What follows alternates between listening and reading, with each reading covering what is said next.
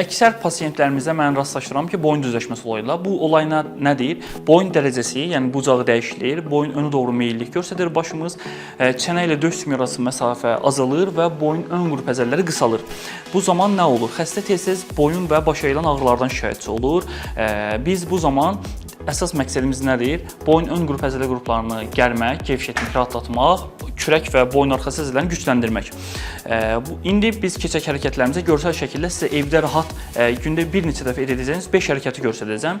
Bu hərəkətləri mütəmadi olaraq etsəniz, boyun ağrılarının əksəriyyətindən azad olmuş olacaqsınız.